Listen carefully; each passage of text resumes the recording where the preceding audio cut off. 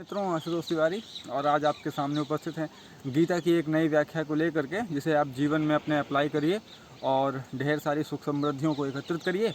और जानकारी अगर आपको अच्छी लगे तो आप इस चैनल को लाइक करिएगा, इसे सब्सक्राइब करिएगा और अपने मित्रों तक, दोस्तों तक, घर परिवार, रिश्तेदारों तक इस जानकारी को फैलाइएगा। हालांकि अगर देखा जाए तो एकमात्र गीता ही ऐसा शास्त्र है जो इतना ईको फ्रेंडली है और इतना सोशल है, जिसे आप कहीं भी लेकर के जा सकते हैं, कभी भी पढ़ सकते हैं और लगभग ज़िंदगी की हर एक समस्या का समाधान इसमें है। मेरे समझ में नहीं आता, ऐसे बहुत सारे लोग हैं जो ऐसा कहते हैं कि हम अपने बच्चों को अगर गीता पढ़ाएंगे तो वो साधु संत हो जाएंगे और सन्यासी हो जाएंगे, ये हो जाएगा, वो हो जाएगा। बट मुझे लगता है आपको थोड़ा सा समझने की ज़रूरत है। शायद आपको अपने आप से ये सवाल पूछने की ज़रूरत है कि क्या आपका बच्चा इतना कमज़ोर बुद्धि का है कि कोई भी उसे मैनिपुलेट कर देगा कि आप गीता पढ़ करके सन्यासी बन जाइए। ऐसा नहीं है।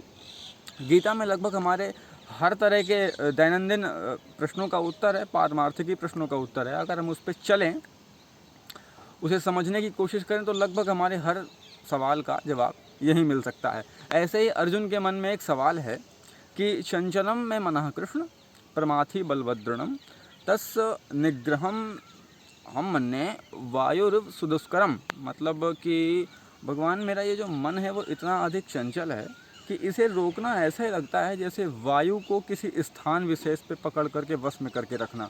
स्वाभाविक है कि मन एक स्थान पर, एक व्यक्ति का एक जगह पर नहीं रहता, वो भटकता रहता है और लक्ष्य की प्राप्ति करने में मन के भटकते रहने का एक बड़ा दुष्प्रभाव भी पड़ता है लोगों के जीवन पर।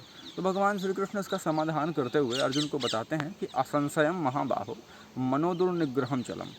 भगवान श्री कृष्ण अर्जुन से कह रहे हैं कि देखो, मानता हूँ मैं भी इस बात को कि मन को वश में करना बड़ा कठिन काम है, पर तत्काल उसके बाद उत्तर भी देते हैं। कहते हैं कि अभ्यासेन तु कौन्तेय वैराग्येण च गृह्यते।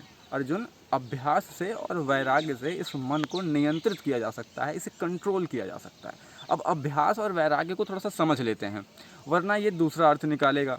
अगर आध्यात्मिक भाषा में देखें तो अभ्यास और वैराग्य के दूसरे अर्थ हैं, और अगर आज हम अपनी समस्या को समझना चाहें तो अभ्यास और वैराग्य के दो मतलब हैं। जैसे कि मैं कुछ करना चाहता हूँ अपने जीवन में, तो संसार का कोई भी प्राणी कुछ करना चाहता है और उसे एक लक्ष्य प्राप्त करना है। तो लक्ष्य प्राप्त करने में जो विघ्न आने वाले हैं उन पर ध्यान ना देने का नाम वैराग्य है। उसकी सबसे सरलतम भाषा में सबसे सरलतम व्याख्या यही है कि जिस व्यक्ति को जिस लक्ष्य में बढ़ना है, अगर वो भटकता है तो इसका मतलब ये है कि लक्ष्य के प्रति रुचि और सांसारिक चीज़ों के प्रति उसके अंदर वैराग्य नहीं है। तो वैराग्य जब तक नहीं उसके पास होगा तब तक वो पारमार्थिकी गति और सांसारिक गति नहीं कर सकता। ये सबसे सरल व्याख्या है वैराग्य की।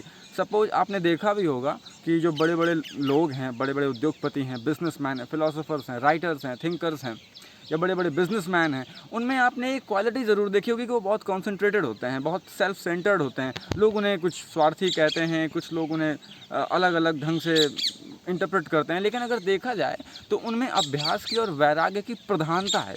उनमें अभ्यास और वैराग्य इतना अधिक है कि वो अपने लक्ष्य के अलावा किसी और चीज़ को नहीं देखते हैं। अगर आप स्टूडेंट हैं और आप पढ़ाई करना चाहते हैं और इस दौरान आपके जीएफ का फ़ोन आ जाता है तो कहीं ना कहीं और आप उस पर लग जाते हैं और आप अपनी पढ़ाई को साइड कर देते हैं, इसका मतलब ये है कि आपके प्रति पढ़ाई को लेकर के उतना लक्ष्य में उतनी असंदिग्धता नहीं है, आप उतने थॉटफुल नहीं हैं। इसका मतलब ये है कि आपके अंदर वैराग्य की कमी है और इस वैराग्य को आप केवल एक ही शर्त में बढ़ा सकते हैं, बार बार अभ्यास करके।